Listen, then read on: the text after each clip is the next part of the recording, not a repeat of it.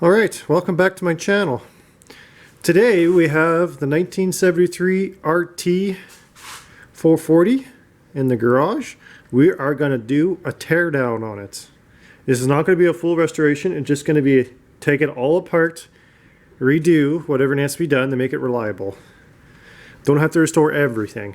I mean, this one's pretty clean. I mean, it could be restored pretty easily, but it's just an RT 440. There's nothing really special about it. So we're going to tear this thing apart and we're going to redo it, whatever has to be fixed on it or placed on it. So I'm going to do a time lapse, I guess, or some sort. I'll figure it out. As you can tell, the thing's pretty wet. I don't know if you can see how wet it is. It's raining hard outside. So it's a good day to take this thing apart. As you can see, this thing still has the original seat cover actually, but it's tore up, so I might keep that as a template. Underneath the hood, still got the original windshield. There's a couple. This hood's not perfect, as you can see right here. It has melted off, but that's okay. I might have to figure something out there. I can't see it. It must have melted off because of the muffler right there. It must have got super hot. But we're going to reseal this motor, put a new gasket kit on it. Take a look at the carburetor, replace the fuel lines, make sure that tank isn't cracked. They're famous for cracking. I got to replace this lid right here. I got another one out back. Might have to replace these handlebars. I think someone welded on those. Chain case seals probably. What else? Got to replace the voltage regulator on the other side. The lights don't work on this thing. It's somewhere's down in there. I gotta look for another box for the electrical. I think I got one. I need to replace some stuff on the suspension, like I don't know if this one's shot. Yeah, it is too. This idler wheel, you can see it's there, get in there, bare right there where my finger's pointing at. That means it's shot. Both sides are like that, so it needs new rear idlers relined. You can get them relined in the States. And the same guy also does those drivers you can see that drives the track. So I'm going to get all that done. The slide suspension looks good, so I'm going to leave that. I don't know how good those rear shocks are. I got a whole bunch in the back I'll replace.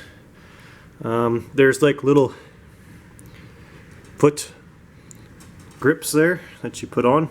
I'm going to make a set out of probably some, I don't know, skateboard tape or something maybe.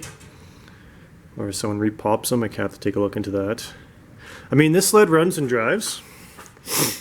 I bought it. I have a two-part series of it, buying it and fixing it up and getting it running and driving. It had a blown head gasket. It needs a new Y pipe, I remember now. Those other one's cracked or someone cut it, and it needs a new cylinder, I think, too, because it's stripped down the threads. So we'll fix that. We got to take this stupid bungee cord off. I hate that. That's what holds up the hood. We'll rig something up.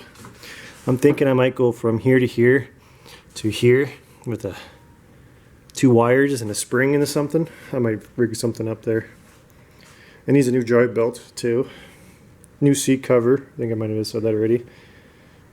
But yeah, we'll take this apart. Might find some extra things that might be wrong with it. So I'll set up the camera and we'll get tearing into this thing. We'll start with taking off the hood, taking off the engine, get all that out of there, take the center console off, take the handlebars off, take the seat off. It's pretty easy to say take it off, but we'll do a full video on it. I've had people ask me about it, so this is not a full restoration. Not everything I get is going to get restored.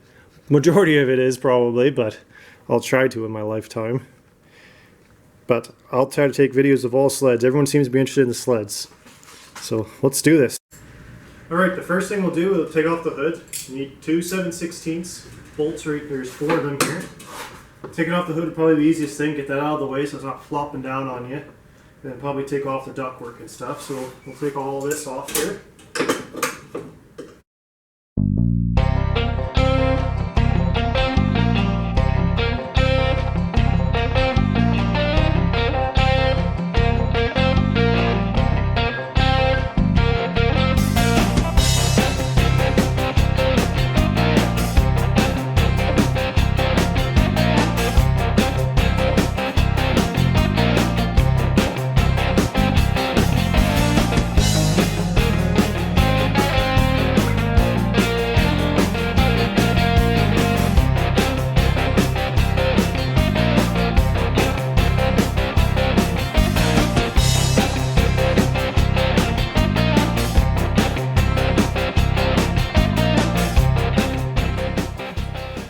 Alright, since we got the hood off and everything, we'll take the exhaust off, get that out of the way.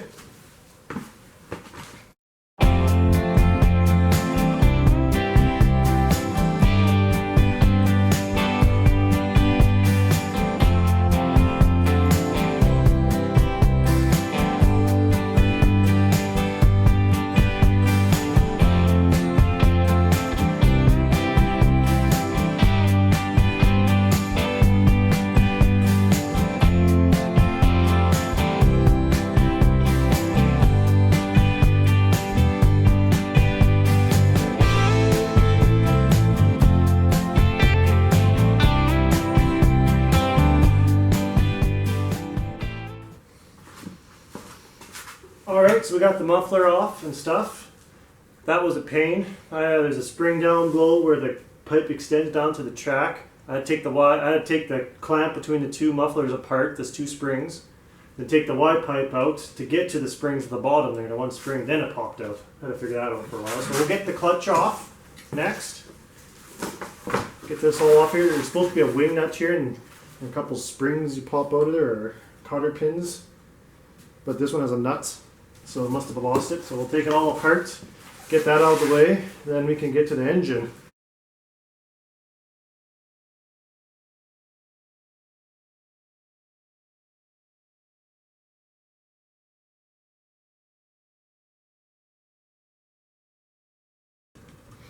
Alright, so my camera gave out. I ran out of room on my memory card, I guess.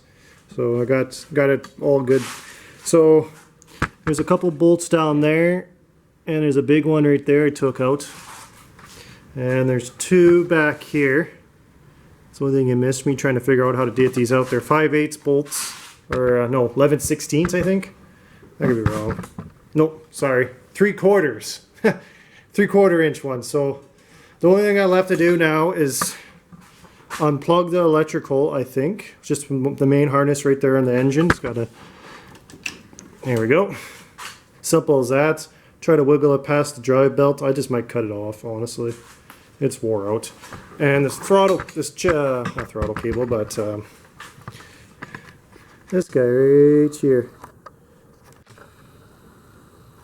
Now there's a way you can either take the recoil off and have it dangle in there, or in the way. But what you can do is yank it out like that. And this is actually a rope. It's supposed to be a metal cable. If I could find a small enough screwdriver in my reach here. There we go. What you do is this thing goes into here and just loops around and just kind of tightens down on it. You can just grab it. Usually sometimes you can push it through pretty easily. Give it a good whap. Come on.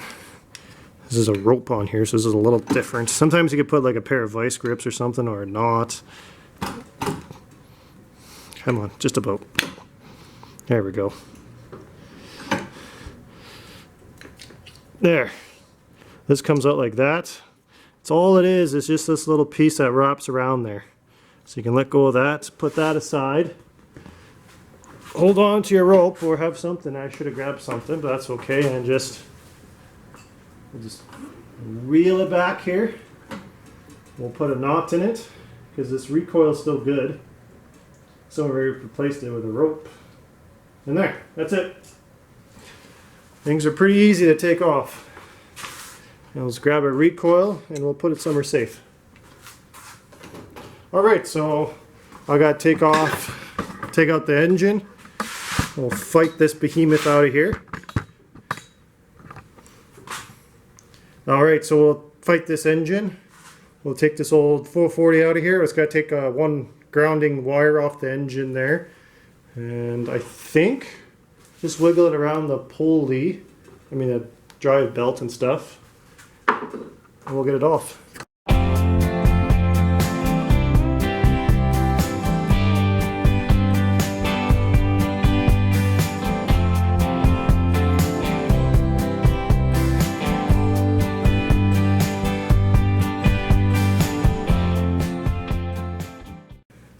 Alright, as you can see, I got the motor out. It is just greasy underneath here. 50 years worth of dirt and grease.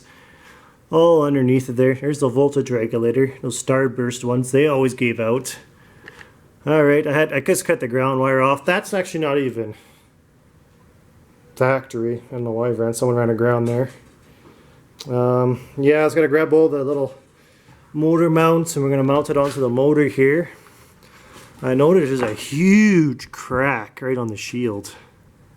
I don't know why, if the belt broke before. There's a big chunk missing right there too. I'll have to find a different engine shields and stuff. I think I should have something, I hope. Motor mount looks good, I think. I don't know, I'll have to clean everything off. There's so much grease. And yeah, I'll be back when I get all the bolts up. I like to get myself in a habit of grabbing all the bolts and putting them back on where they were, the nuts and washers and all of that's good stuff. Alright, so we got to take the handlebars off so we can get the console off and stuff. Might have to take the grips off. I'm not quite sure if I can get away with that. Probably should take the grips off. Sometimes you can get to use heat or squeeze enough WD-40 into them and you can pop them off. So it's got to take this nut off and it should pop off hopefully easily.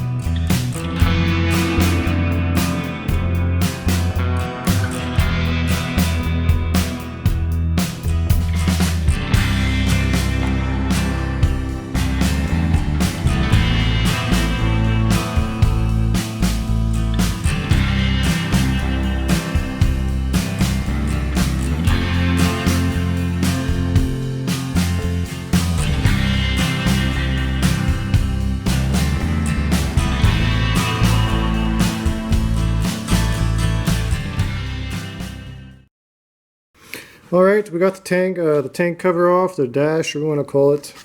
So we got the tank exposed. I just got to get the seat off next. I unplugged all the wiring harness from the junction box there in the front there. So to take these dashes off are pretty easy compared to the mid-mount engines, because the engine sits in the front here and the mid-mounts sit in the front like this. So there's like a screw there on the other side too, and down here, if you could see that, this screw is right there. That wasn't even hooked up onto this one, but the other side was. So there's 6 screws or Phillip heads with these little clips. Oops. These clips right here. You would want to keep these. Makes it a little easier. So yeah, I got it pretty stripped down pretty quickly. So we'll take the seat off. That's usually pretty easy. The only thing I had to do to take the seat off on one of these RTXs and RTs is you take the hitch off and you lift up and you pull back, and that's it. You just kind of guide your wires back with it. So we'll do that really quick, and well, I'll just strip in no time.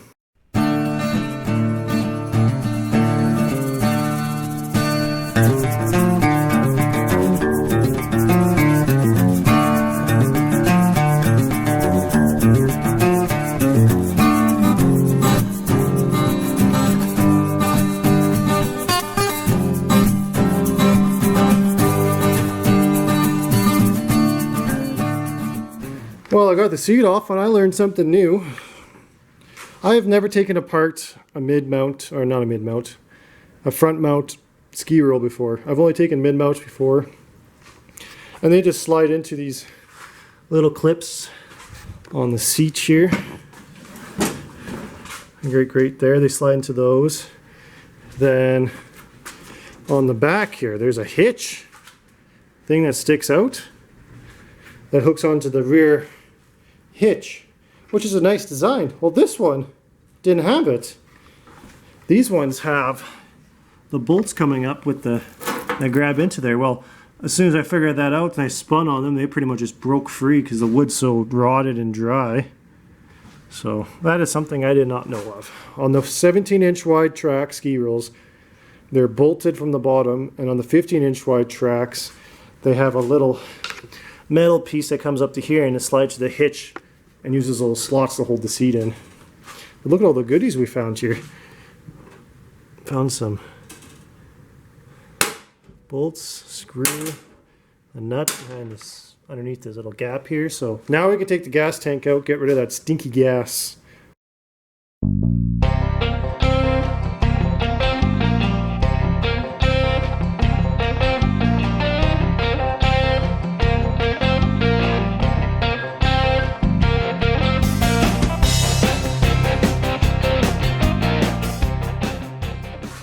So that was pretty easy to get this out of here. Just gotta snap the springs back off of these little clips there and just pop out through the holes. It looks like somebody had this gas tank out before because they put chunks of plywood in here. So yeah, little rubber strips. I'll have to get some more, put them underneath it there. This thing needs a full bath. So the only thing I got left, I might just leave the bumpers on and stuff so it makes it easier to move around. So I think the only thing I got left is to take the track out. So I might clean up the garage here. I got a million parts. And it is raining so hard out there and windy, so I'll go grab the trike and go move some stuff.